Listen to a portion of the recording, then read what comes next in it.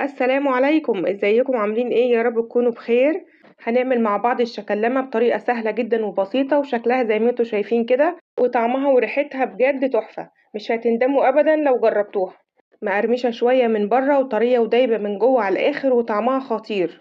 ما شاء الله، بترمي معانا كميه حلوه جدا وسهله وبسيطه. لو اول مره بتعملي حلويات وجربتيها هتطلع معاكي تحفه. مقاديرها سهله وان شاء الله موجوده في كل بيت، والنتيجه احلى من الجاهزه 100 مره. هسيب لكم كل المقادير مكتوبة بالكوباية وبالميزان تحت الفيديو. يلا نسمي الله ونصلي على الرسول عليه أفضل الصلاة والسلام، ونبدأ على طول في وصفتنا. بس قبل ما نبدأ حابة أفكركم، لو الفيديو عجبكم ما تنسوش لايك وشير، ولو لسه ما اشتركتوش في قناتي تشتركوا حالا وتفعلوا جرس التنبيه على الكل علشان يوصلكم إشعار بأي فيديو جديد. وما تنسوش كمان تعليقاتكم الحلوة اللي بتفرحني قوي وتشجعني. معايا 3 بيضات، هكسرهم واحطهم في البولة. هكسر كل واحدة لوحدها في بولة صغيرة كده علشان اتأكد ان هي سليمة. والبيض يكون بدرجة حرارة المطبخ، لو في التلاجة هطلعه من قبل ما اشتغل بساعة.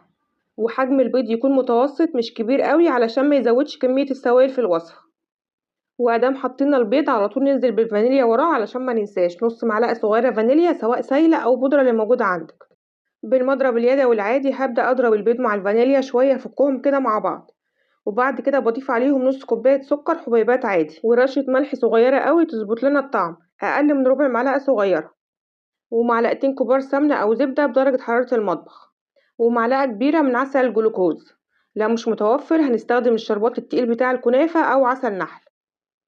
وهقلبهم شوية كده بالمضرب اليدوي لحد ما ادوب العسل الجلوكوز والسكر يدوب شوية.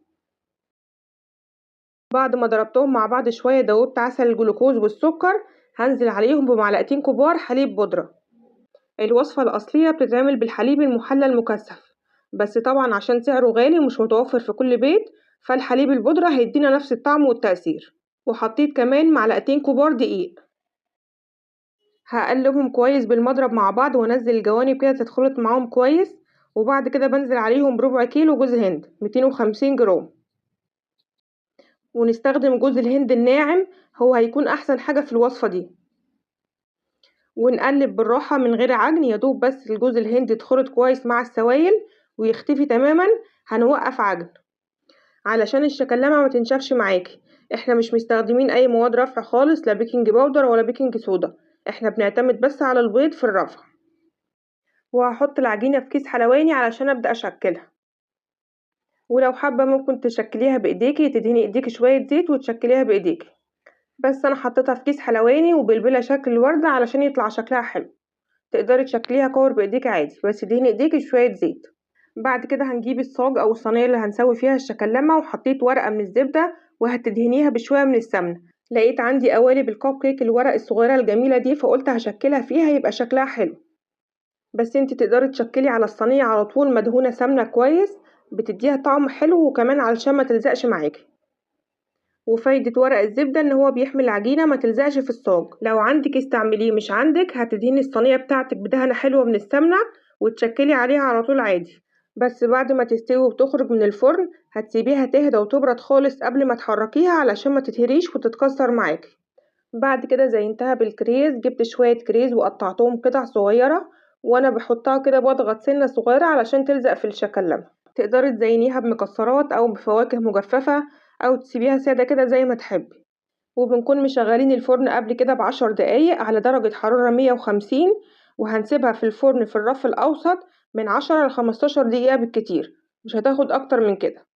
وآخر دقيقة بتشغلي الشواية عشان تتحمر شوية من فوق، بس بتفضلي واقفة قدامها لأنها بتاخد لون في ثواني عشان ما تتحرقش معاكي.